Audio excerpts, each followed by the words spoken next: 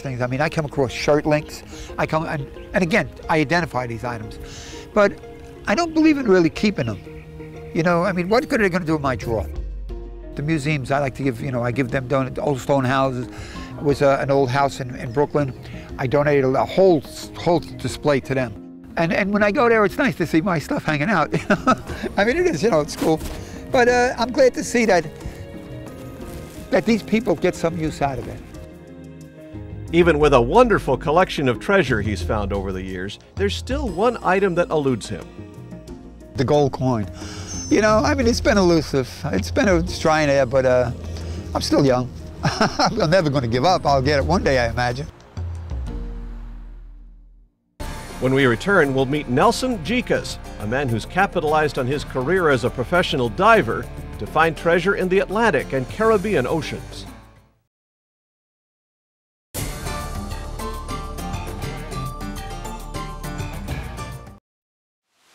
Welcome back to Treasure Hunting America.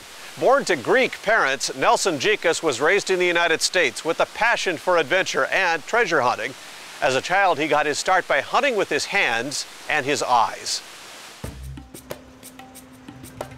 Then I used to go digging for bottles and going in back of old houses. They used to throw their old trash away in the houses. I used to dig up a lot of the trash and used to find some good treasures that way. And then I got interested in metal detecting, and I purchased a detector and went out metal detecting and went to parks, old schoolhouses, houses being knocked down, old swimming holes. Some good finds came out of them. It's like a time capsule. What kept me going is there was a lot of places to go and there was a lot of historical finds to find, and there's a lot of history here in New Jersey, a lot of pirates that came here and buried their treasures. Right here, right now, we're at a Revolutionary War site. George Washington was here. Part of Civil War was here too. So we have a lot of things that were going on in New Jersey. I figured there's more artifacts in the ocean than on the land, so I figured we're running out of spaces on land, so I better go back in the water. And I've been to Bimini, I've been to Florida, I've been to the Caribbean, found a lot of unusual things that I wouldn't find on land. Underwater hunting is very difficult because sometimes the current moves a lot of the stuff, and it could be 5 miles there and 20 miles next week or whatever, so that's difficult.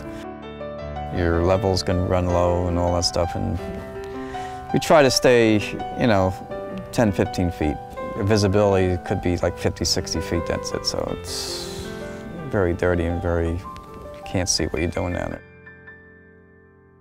Caribbean waters are much better because you can see the fish, you can enjoy it down there more, and you can see a nice wreck. What we have here, which I found underwater, this is a Chinese oil lamp. It's made of pottery. I found it all in pieces. I glued it back together, and it's very interesting looking. It's got the little hole where you light the oil in, and I would say it's from 16th century. Here we have a piece of pottery, Chinese, I believe. It's got a fish on it, a lot of patina on it, and I would say around 1500s. Here we have a bunch of coins that I found. Some are Chinese and some are French. It's a French coin, which I found. Best piece I found is called a relic ring.